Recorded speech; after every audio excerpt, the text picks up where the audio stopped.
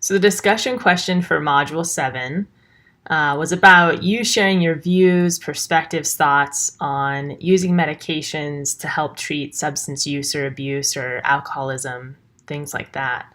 Um, I think a couple of you really spoke to the complicated nature of this kind of a question.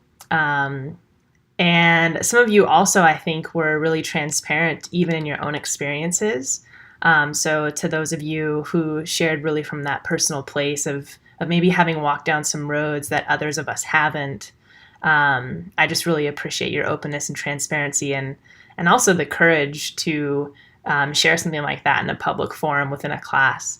And so to those of you who did that, thank you for doing that, because in a lot of ways, those personal stories are what help us shape our opinions and perspectives. And just like anything, when we don't know those personal stories or how a particular idea really impacts the life and the well-being of the people that are experiencing it, we can have a particular idea or perspective. But until we kind of hear from those who have walked a road that we haven't, it's hard for us to shift or amend the way we're thinking about things. So all that to say, thanks to those of you who shared from a personal place. I think it just adds richness and depth to the learning that we can all do together. And I also appreciated those of you who are really transparent. A couple of you come to my mind about just being really upfront about you've never had these experiences, so it's even hard for you to feel like you can have an opinion about this topic. And again, I think that there's so much in this class and probably beyond this class too that we've learned and that we just hear culturally that can sort of polarize people in terms of how we think about this topic, what our perspectives are about whether or not medication should be used in these situations or not. But I really think that it's a complex issue, and I think that's the point of it. And I think you guys are all getting that. No surprise, because you're all a brilliant bunch of people, and eager to learn. And I just appreciate the way that you express the complexity of things. Versus, I don't remember any one post where someone was like, "I think it's totally okay," or "I think it's totally wrong." I think there's a lot of nuance that you guys are each bringing to the conversation. And I think that that nuance has to be there because it is nuanced. There's a lot of different perspectives I even hold myself personally as an instructor about this. And when we think about people detoxing from some of the substances that they have, for whatever reason, that have come to enter their life and been a part of how they experience the world, part of how they engage in relationship, part of how they just get by at times, that it's not safe in a lot of cases for people to just quit cold turkey. For some people, that's what works, and for others, it's a process that really needs to be medically monitored. Some of you spoke to that around coming off of alcohol. Alcohol as a depressant is one of the most dangerous processes for someone to become sober. And oftentimes there's a lot of side effects that come with that. And there needs to be medical attention that people receive during that time, because it can sort of raise a whole host of other experiences that can be problematic for people. The same can be true for other forms of drugs and substances. So I think all in all, it is a really tricky and even sensitive personal topic. I think what people are understanding is that while there is this larger economic power process that's at play in how this happens, that there is also ways in which some of those things end up being helpful to people and helpful to them in getting their life back, right? Sort of regaining control, and not allowing the substance to dictate or to say what life is going to look like or be like for them in the future.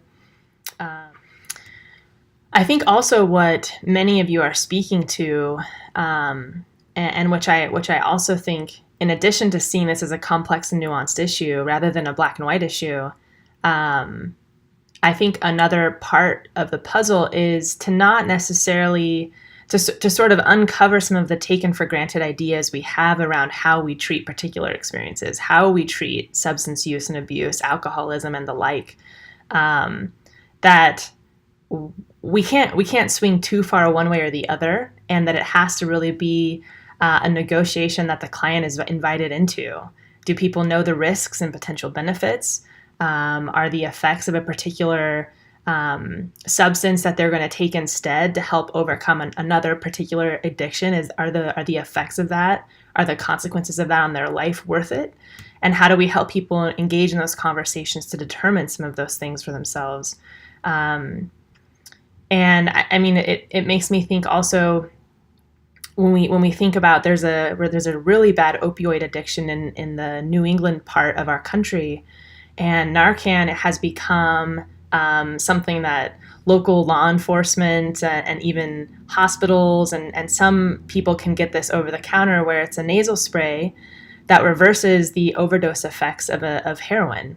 And what an overdose on heroin does is depresses the lung system, so someone stops breathing. And what Narcan does is bring someone back to life, so they can literally go from almost looking like they are about to die to being awake, being alert, being functioning. And while we can see that as a life-saving intervention, and that it has value in terms of prolonging someone's life so that maybe we can get them to a place where we can start to uncover some of how the addiction came to be present in their life in the first place.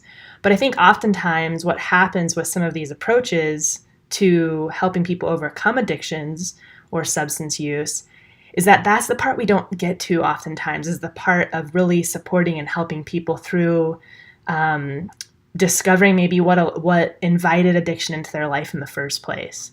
And so that's the larger conversation, I think, where it's not that we want to leave these things behind as not helpful and potentially making things more problematic, although sometimes that's what can happen in people's lives. There's also the side too where they can be helpful, but that they're most often helpful when they're used in conjunction with also supporting a person in multiple domains in their life, not just by giving them something to counter the effects or allow them to abstain from a particular substance for longer.